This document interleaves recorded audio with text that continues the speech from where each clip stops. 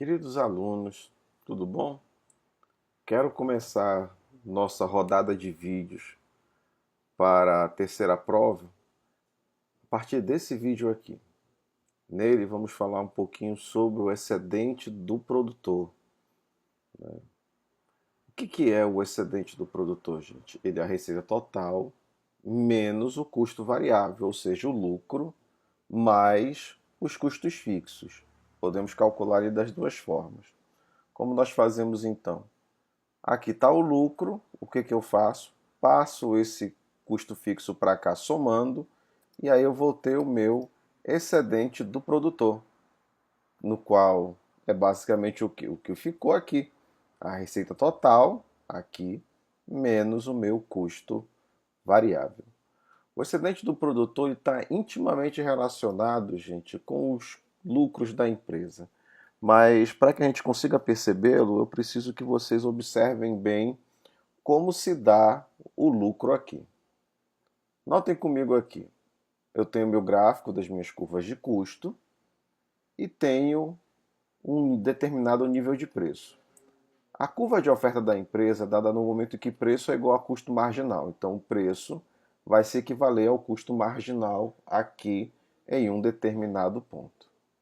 Então, para que tenha esse preço, eu vou ter essa quantidade correspondente. Muito bem. Agora eu quero que vocês observem além das questões aqui. Aqui, ó, todo esse quadrado aqui, ó, estão percebendo que a relação entre preço e quantidade formou um quadrado?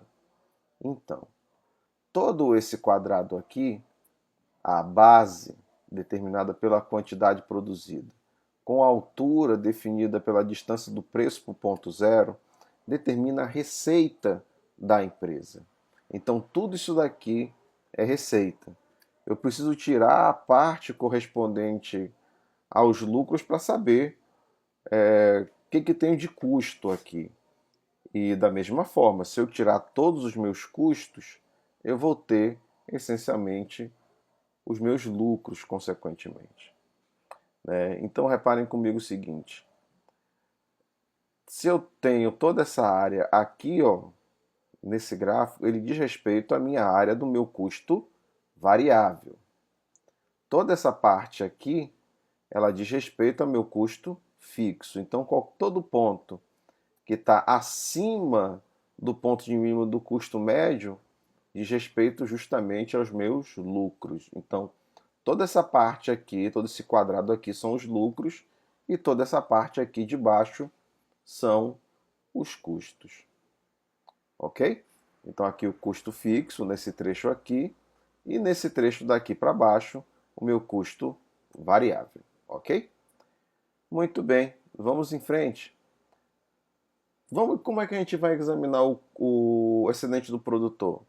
Já sabemos que é a receita total menos o custo variável, ou seja, o lucro mais o custo fixo. Então, tem que envolver toda essa parte aqui, que diz respeito ao custo fixo, mais a parte do lucro. E essa parte aqui de baixo, então, ela vai ficar de fora. Então, vai vir daqui para cima.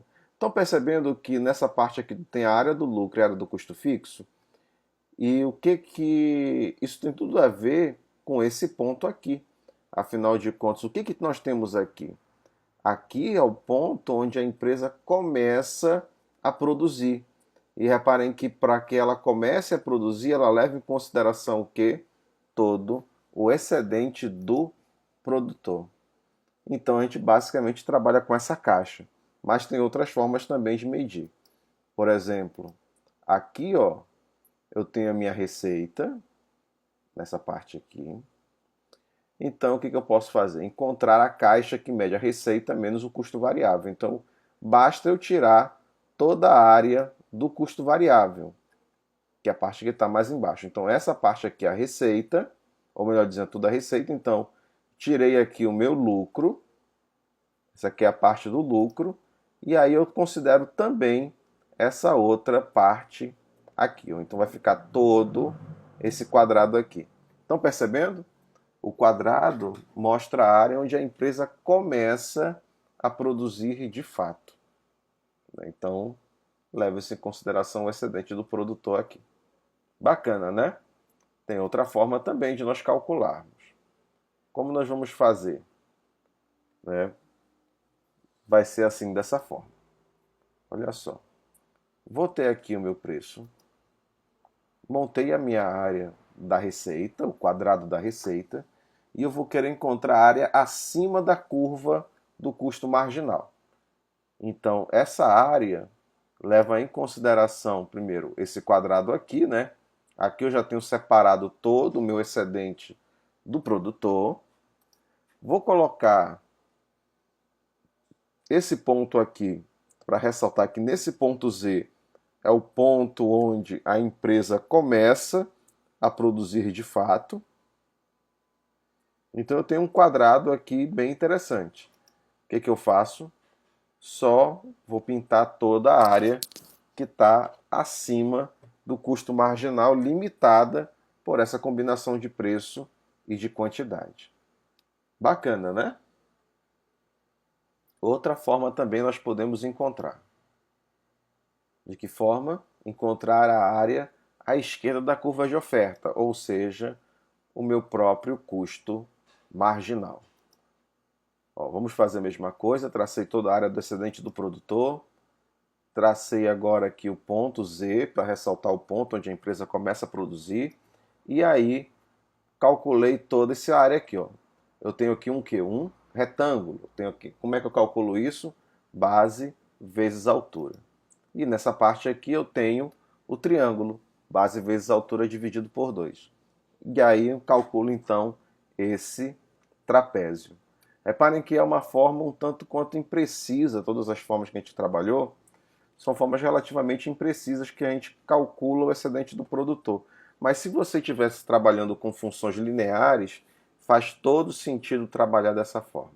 Se não estiver mexendo com função linear e você quer saber com precisão o excedente do produtor, aí eu tenho que calcular a integral da minha curva de oferta, ok? Muito bem. Agora, uma coisa assim, que conhecer o excedente do produtor é muito importante, mas conhecer a variação dele é mais importante ainda, porque a gente consegue perceber uma variação em termos da lucratividade que a empresa pode obter. Então, observem comigo aqui. Eu tenho minha curva de oferta. Essa curva de oferta tem vários e vários pontos aqui que vou mostrar uma correspondência bionívoca aqui ao longo dessa curva de oferta. Por exemplo, nesse preço e nessa quantidade aqui. Ó. Se eu estou trabalhando com essa combinação, eu tenho esse quadrado aqui para mostrar que eu tenho uma receita. E essa área aqui à esquerda é justamente todo o meu excedente do produtor. Se de repente o preço aumentar para P', a quantidade produzida aumenta para Y'.